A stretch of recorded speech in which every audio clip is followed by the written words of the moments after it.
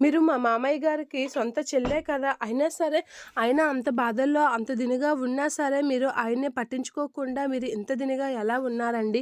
అని చెప్పేసి అనేసరికి, ఏంటి మా అన్నయ్యని నేను పట్టించుకోవాలా? అటువంటి వాడు నా అన్నయ్య అయినందుకు నేను చాలా బాధపడుతున్నాను అని చెప్పేసి అనేసరికి, ఇక మహాలక్ష్మి అయితే షాక్ అవుతూ ఉంటుంది. ఇక అనసూయ అలా అనేసరికి అయినా వాడేం చేశాడో తెలుసా? సొంత భార్యనే చంపేసి జైలుకెళ్ళి వచ్చినవాడు అని అనేసరికి, ఏమంటున్నారు మీరు? అని అనేసరికి, అటువంటి వాడిని నేను అన్నయ్య అని చెప్పుకోవడానికే సిగ్గుపడుతున్నాను.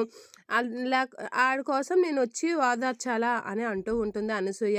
ఇక మహాలక్ష్మి అయితే షాక్ అవుతూ ఉంటుంది. ఇంకా కాదు పోదు అంటే వాళ్ళ ఇంట్లో ఉన్నారు కదా! ముగ్గురు కొడుకులు. ఆ ముగ్గురు కొడుకుల్ని గట్టిగా అడిగావంటే నిజాలేకం బయటకొచ్చేస్తాయి అని, నువ్వు ఎంత వేగంగా అక్కడి నుంచి వదిలించుకొని వచ్చేస్తావో అంత వేగంగా వచ్చేస్తావు. నీకెందుకు ఆ జిడ్డు, వేగంగా వదిలించుకో అమ్మా అని అనేసరికి మహాలక్ష్మి ఆలోచిస్తూ ఉంటుంది.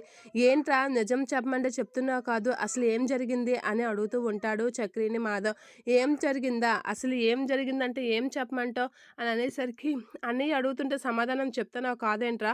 సమాధానం చెప్పు చక్రి అని అంటూ ఉంటాడు వాళ్ళ తమ్ముడు. అలా అనేసరికి, చెప్పాడు కదా సత్య హరిశ్చంద్రుడు, నిజలేఖం చెప్పాక ఇంకేం వస్తుంది ఇంటికి? ఇంటికి రాదు అని అనేసరికి షాక్ అవుతూ ఉంటాడు. ఈ సత్య హరిశ్చంద్రుడు నిజలేఖం చెప్పేశాడు. అవునా కాదా అని గట్టిగా అడిగేసరికి మాధవ్ అయితే షాక్ అవుతూ ఉంటాడు.